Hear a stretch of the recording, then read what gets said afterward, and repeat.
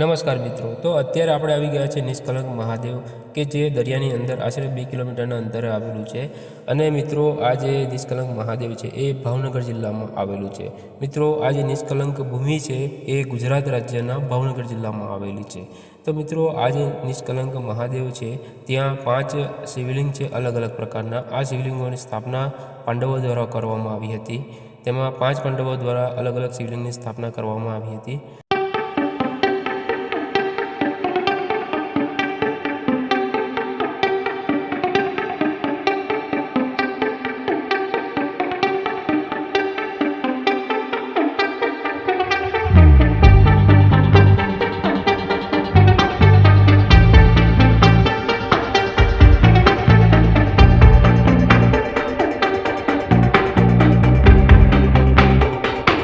તો મિત્રો આ જે નિષ્કલંક ભૂમિ છે, નિષ્કલંક મહાદેવ છે, નિષ્કલંક મહાદેવના શિવલિંગો છે, એનો એક અનોખો ઇતિહાસ છે. તો મિત્રો એક દંતકથા મુજબ એવું કહેવામાં આવે છે કે જ્યારે મહાભારતનું યુદ્ધ થયું કૌરવો અને પાંડવો વચ્ચે, કૌરવો હારી ગયા અને પાંડવો જીતી ગયા.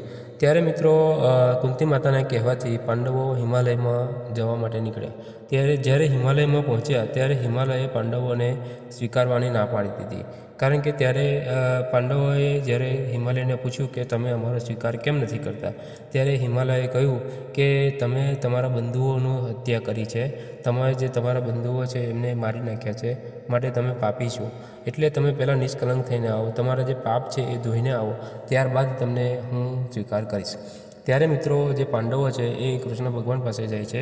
કૃષ્ણ ભગવાન પાસે જઈ અને આ જે વાત છે એનું સમાધાન શોધવાનું કહે છે. તો મિત્રો કૃષ્ણ ભગવાન આ જે છે પાંડવો એમને એક કાળા કલરની ધજા આપે છે અને કહે છે કે તમે આખું ભારત ભ્રમણ કરો અને જે જગ્યાએ આ કાળી ધજા છે એ સફેદ થઈ જાય, ધોરા કલરની થઈ જાય, ત્યારે એ જે જગ્યા હશે ત્યાં તમે ભગવાન શંકરની પૂજા કરી અને 5 શિવલિંગોની સ્થાપના કરજો. એ જે ભૂમિ હશે એ નિષ્કલંક ભૂમિ હશે, ત્યાં તમે પવિત્ર થઈ જશો, ત્યાં તમે તમારું જે પાપ છે એ ધોવાઈ જશે. તો મિત્રો જ્યારે પાંડવો આખા ભારતનું ભ્રમણ કરી ભાવનગરના હાથાબ નજીક આવ્યા ત્યારે જે કાળી ધજા હતી એ થોડી સફેદ થઈ. એટલે એમને ખબર પડી કે આ જે જગ્યા છે, આ જે ભૂમિ છે એ નિષ્કલંક ભૂમિ છે. અહીંયા એ જે પાંડવો છે એ પોતાનું પાપ ધોઈ શકશે. તો મિત્રો થોડા આગળ ગયા ત્યારે દરિયાની અંદર તેમની જે ધજા છે એ આખી સફેદ થઈ ગઈ. એટલે મિત્રો દરિયાની અંદર જ્યાં આગળ એમની ધજા સફેદ થઈ ત્યાં જ તેમણે આ જે શિવલિંગોની સ્થાપના કરી. એ આ શિવલિંગો છે.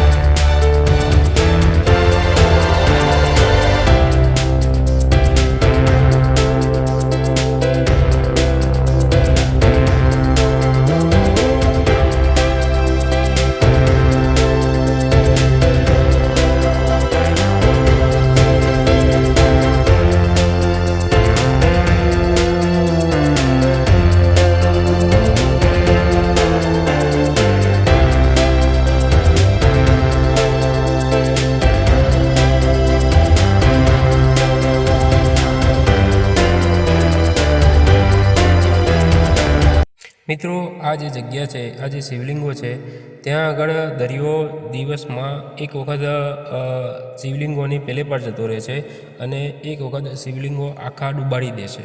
એટલે કે મિત્રો દિવસમાં એક વખત આ જગ્યાએ ભરતી આવે છે અને એક વખત ઓટ આવે છે. મિત્રો ભરતી અને ઓટનો સમય તિથિ પ્રમાણે દરરોજ 27 મિનિટથી લઈ અને 35 મિનિટ સુધી મોડો હોય છે. તો મિત્રો આ જે જગ્યાએ તમારે દર્શન કરવા જવું હોય તો ત્યાંનો સમય જાણ્યા પછી જ તમે આ જગ્યાએ દર્શન કરવા જઈ શકશો. કારણ કે અહીંયા દરરોજ સમય બદલાતો રહેતો હોય છે.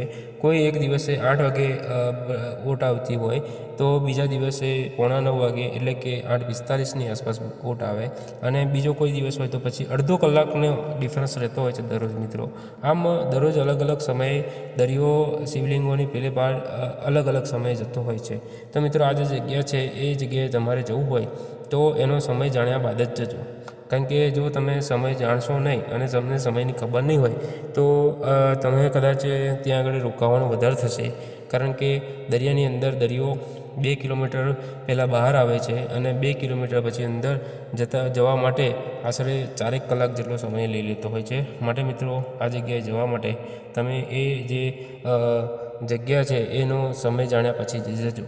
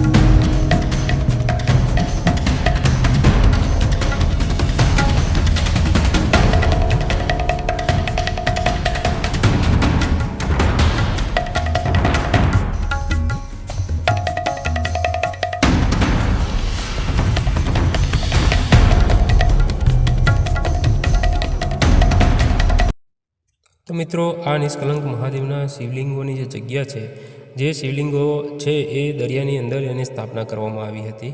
મિત્રો દરિયાની અંદર આશરે 2 કિલોમીટરના અંતરે આ શિવલિંગો સ્થપાયેલા છે.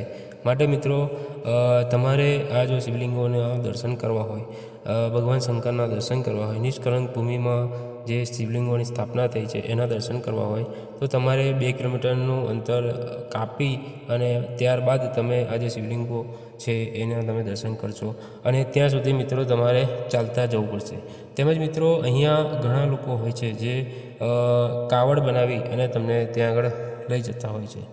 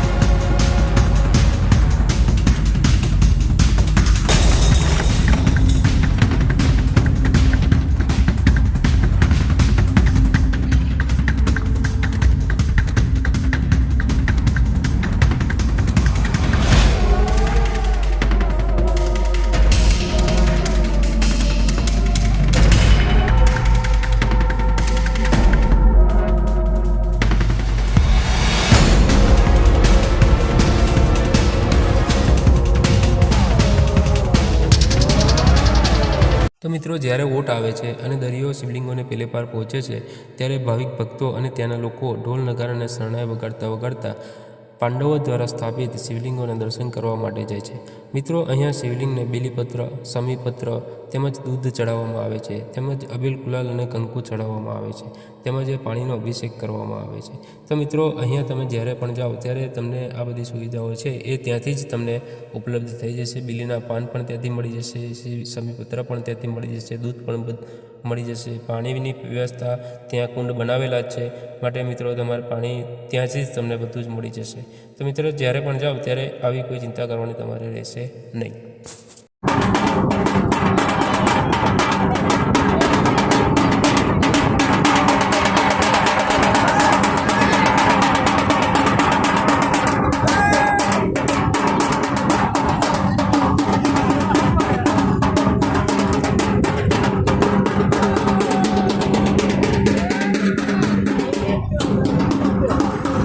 મિત્રો, અહીંયા પક્ષીઓ ઘણા બધા હોય છે, માટે મિત્રો તમે જ્યારે ત્યાં જાઓ ત્યારે પક્ષીઓના ચણ આપવાનું ભૂલતા નહીં. અને મિત્રો, ત્યાં જ તમને ઘણી બધી જે પક્ષીઓની ખોરાકી છે એ ત્યાંથી જ તમને મળી જશે. પણ મિત્રો, જ્યાં નિષ્કલંક મહાદેવ છે, જ્યાં નિષ્કલંક મહાદેવનું શિવલિંગ છે, ત્યાં આગળ પક્ષીઓને ખવડાવવાની મનાઈ છે, કારણ કે ત્યાં પાણી ગંદુ થતું હોય છે. માટે મિત્રો, ત્યાં આગળ જે પક્ષીઓ છે એને ખવડાવવાની મનાઈ છે. બહારના કિનારે તમે ખવડાવી શકશો. માટે મિત્રો, તમે જ્યારે પણ જાઓ ત્યારે આ વાતનું ધ્યાન રાખજો. તેમજ મિત્રો, અહીંયા પ્લાસ્ટિક ફેંકવાની સખ્ત મનાઈ છે. માટે મિત્રો, તમે જ્યારે પણ જાઓ ત્યારે પ્લાસ્ટિકની બેગ કે કોઈ પણ એવી વસ્તુ કે જે પક્ષીઓ અથવા તો દરિયાને દૂષિત કરે એવી કોઈ પણ વસ્તુ તમે ત્યાં આગળ લઈ જતા નહીં.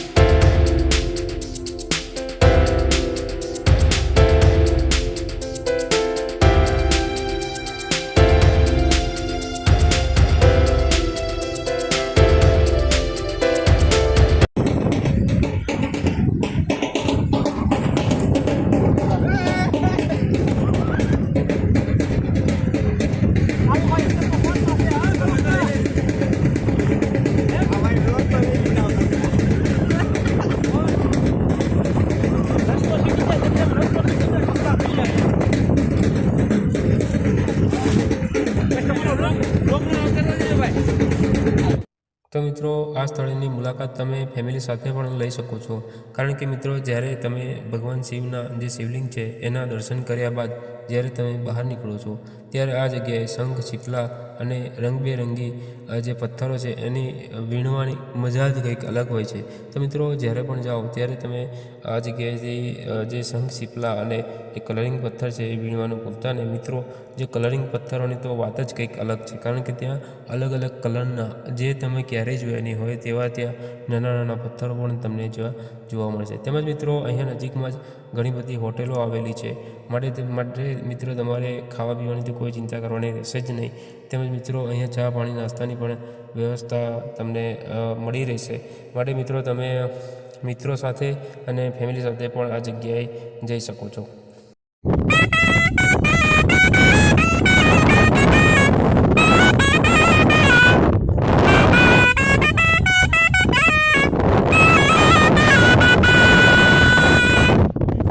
તો મિત્રો, નિષ્કલંક મહાદેવ મંદિરનો આ વિડીયો જો તમને ગમ્યો હોય તો અમારા વિડીયોને લાઇક કરજો, શેર કરજો, અને તમે અમારી ચેનલ પર નવા હોય તો અમારી ચેનલને સબસ્ક્રાઈબ કરજો, જેથી કરીને આવા જ વિડીયોની નોટિફિકેશન તમને મળતી રહે. તેમજ મિત્રો, તમારા વિસ્તારમાં આવું કોઈ જો ઐતિહાસિક સ્થળ હોય તો એની અમને જાણ કરજો. કોમેન્ટમાં તમે એ ઐતિહાસિક સ્થળનું લોકેશન અને ઐતિહાસિક સ્થળનું નામ લખજો. તેમજ મિત્રો, તમે તમારો કોન્ટેક નંબર પણ લખજો, જેથી કરીને અમે ત્યાં આવી અને તમારા જે ઐતિહાસિક સ્થળ છે એનો પણ આવો એક વિડીયો બનાવી અને અપલોડ કરીએ અને વધુમાં વધુ વ્યક્તિઓ સુધી પહોંચે એવી અમે કોશિશ કરીએ. વસંતબેન મારું નામ છે, વસંતબેન ગોરધનભાઈ સુડાસમા, અને લગભગ હું 20 વર્ષ થાય વેસું વેપાર કરું છું. ગોળા બનાવું, ખીચું બનાવું.